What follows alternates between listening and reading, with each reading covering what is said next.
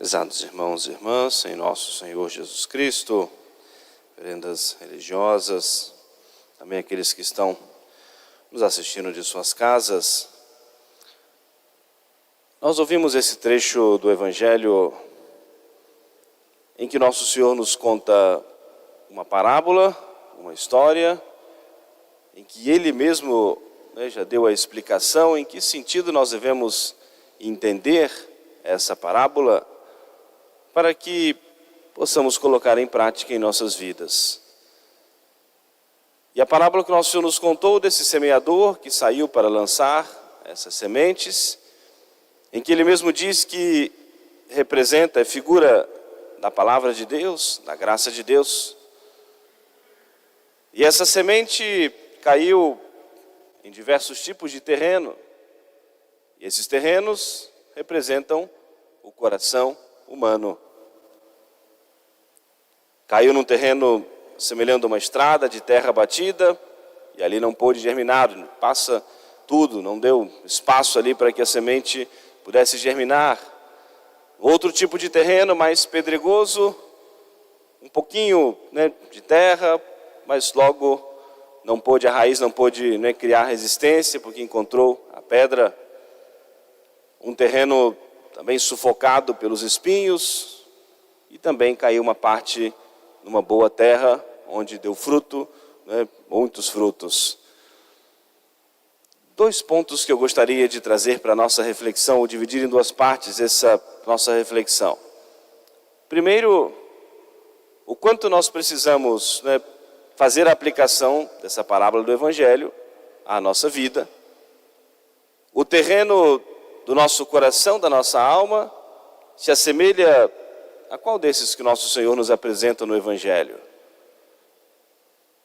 E é preciso nós, como a igreja vai nos convidar a nós adentrarmos o tempo quaresmal, nós pensarmos que podemos e precisamos mudar, ou seja, preparar, cultivar, mudar ou melhorar esse terreno do nosso coração, para que a graça de Deus possa surtir efeito em nós. E um segundo momento da nossa reflexão, que nós temos falado insistentemente, ao voltarmos o nosso olhar, a nossa reflexão para a família, o quanto nós de fato estamos cuidando, protegendo, cultivando esse terreno no coração das nossas crianças. Um autor de uma meditação desse dia, desse domingo, diz que a palavra de Deus age em nossa vida de três modos. Primeiro, purifica o nosso coração, ilumina e abrasa.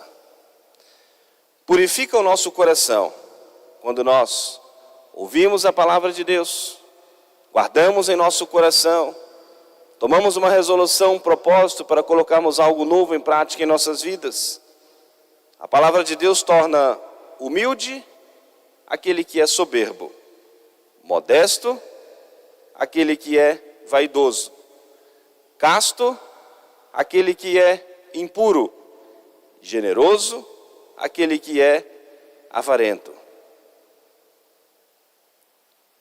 Sempre que nós refletirmos a palavra de Deus, é preciso examinarmos a nossa consciência. E uma grande missão da igreja, no anúncio da palavra de Deus, é exatamente tocar a nossa consciência, para que nós façamos esse paralelo, aquilo que nós aprendemos de nosso Senhor, que a igreja nos ensina, e como de fato nós estamos agindo, para, ao sermos iluminados pela palavra de Deus, que é a segunda maneira que a palavra de Deus age em nossas vidas, nós reconhecermos os nossos erros e nos dispormos a acertar os nossos passos. E por isso nós precisamos de fato ser transformados pela graça de Deus. À medida que vão passando o tempo, os anos, cada ano que nós começamos, celebramos com a igreja, agora mais uma vez vamos celebrar o tempo quaresmal, é preciso que haja sempre um crescimento espiritual em todos nós, uma disposição de nós crescermos espiritualmente. A palavra de Deus também nos ilumina. Por um lado, revela a alma, a falsidade dos prazeres terrenos, o nada das riquezas comparado com a eternidade, a ilusão da glória desse mundo, que é passageira, e corrige os falsos juízos das nossas cegas paixões e dos nossos sentidos corrompidos. Terceiro ponto, a palavra de Deus abrasa os nossos corações, faz voltar o fogo da vida às almas mortas pelo pecado e arder a caridade onde ardia a paixão. Se tudo isso que a igreja nos ensina e nos mostra, em que a graça de Deus deve agir e transformar os nossos corações, quando isso não acontece, ou se isso não tem acontecido nesse momento da nossa vida, não é por uma falta da parte de Deus. Deus concede a todos as graças suficientes necessárias para a sua santificação, para o seu crescimento espiritual. Mas quando nós fechamos o nosso coração, resistimos à graça, colocamos um impedimento, um obstáculo à ação da graça de Deus, não crescemos espiritualmente. Ou muitas vezes ficamos presos de fato ao pecado, a um vício. Nunca podemos nos dar a desculpa de que nós não melhoramos, não crescemos porque nós somos tentados. Porque tem a tentação, a nossa natureza fraca, frágil. Nós ouvimos essa primeira leitura, a segunda carta do apóstolo São Paulo aos Coríntios, em que São Paulo enumera grande parte dos seus sofrimentos, das suas tribulações, e algo até humilhante, eu diria, para ele, mas que ele diz que ele era castigado constantemente por uma tentação. Ele não revela qual, alguns autores espirituais que fazem a interpretação, que ele seria muito tentado na sua castidade, na sua pureza, e que ele pediu a Deus que Deus o livrasse da tentação, porque muito o incomodava e que ele tinha que lutar constantemente contra essa tentação. E a resposta do Senhor: basta-te a minha graça.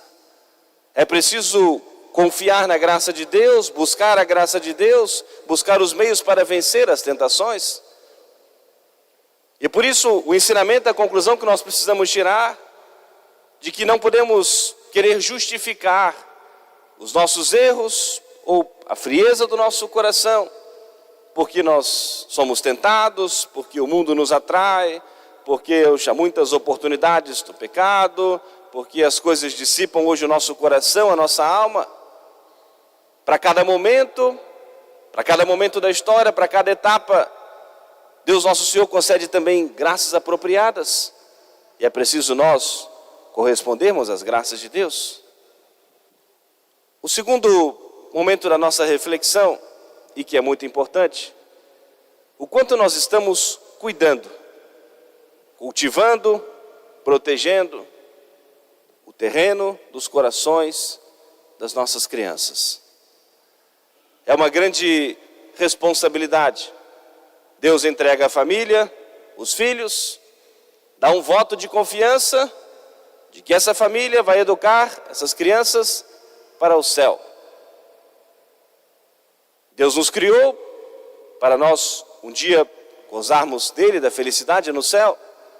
E por isso dá esse voto de confiança, que a família vai cultivar esse terreno, esses corações, para que possa um dia chegar ao céu.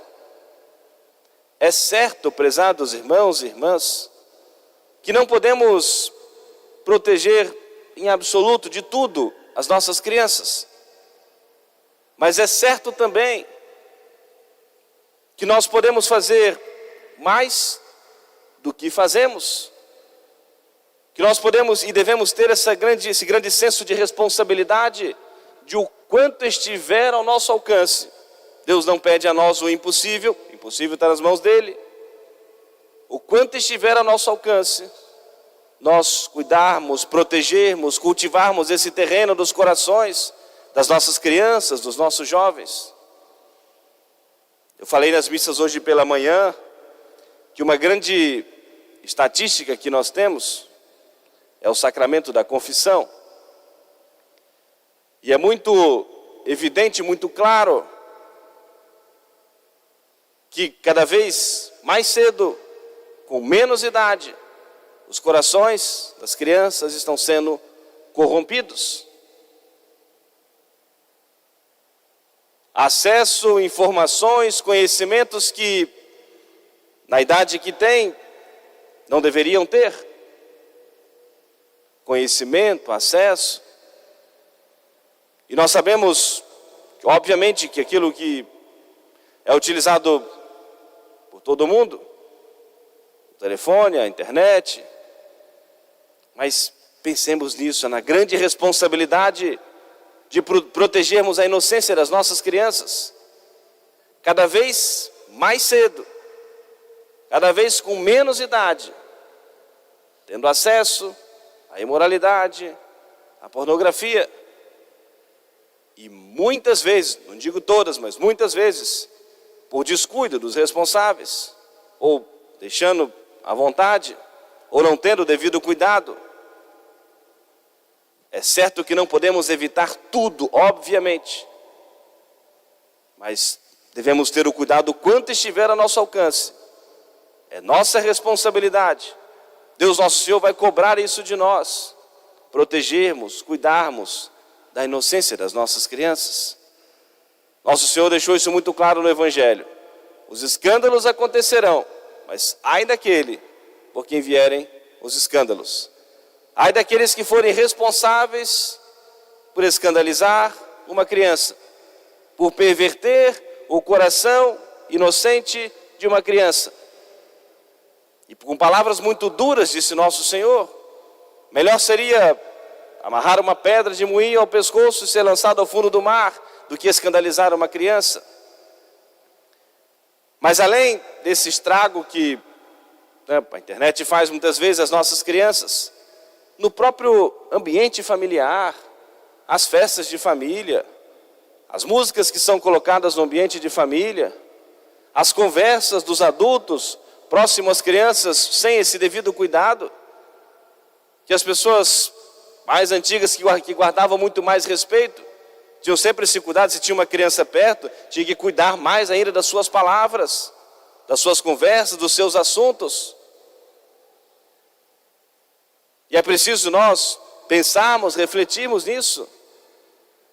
A palavra de Deus é para iluminar a nossa vida, iluminar a nossa consciência, os nossos corações. E termos a ciência, a certeza de que Deus nosso Senhor vai pedir contas a nós, da nossa responsabilidade. O quanto mal nós podemos fazer com o nosso mau exemplo.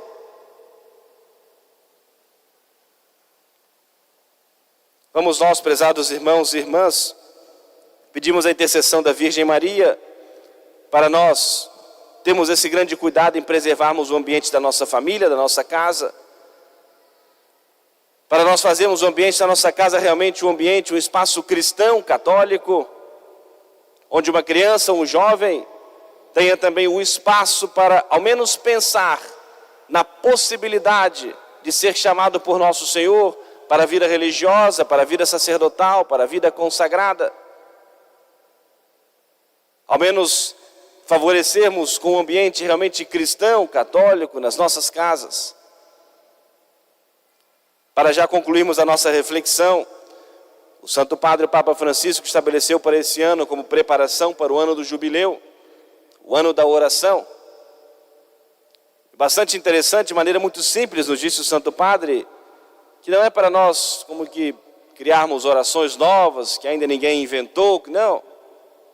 Mas para nós revivermos aquilo que, de modo muito simples, a igreja sempre nos ensinou, as orações básicas do nosso dia a dia. E sobretudo, insiste o Santo Padre, a oração em família.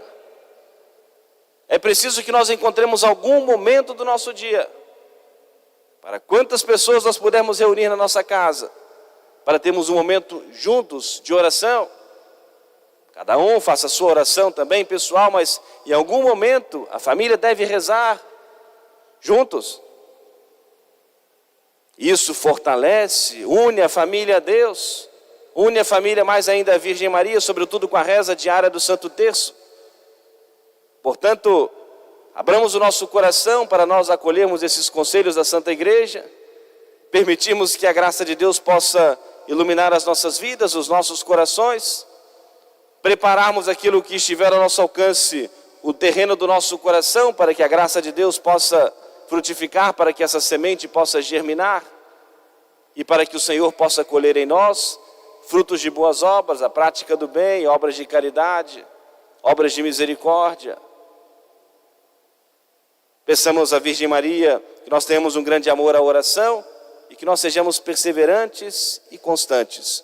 O devoto de Nossa Senhora não se perde. Quando Nossa Senhora pediu a reza diária do Santo Terço, pela paz do mundo, pelo fim das guerras, pela conversão dos pecadores. É o que nós devemos querer, suplicar e pedir também ao Senhor. Sobretudo, a paz, a união, a perseverança das nossas famílias. Amém. Louvado seja nosso Senhor Jesus Cristo. Para sempre seja louvado. Fiquemos todos de pé e juntos cantemos a nossa profissão de fé.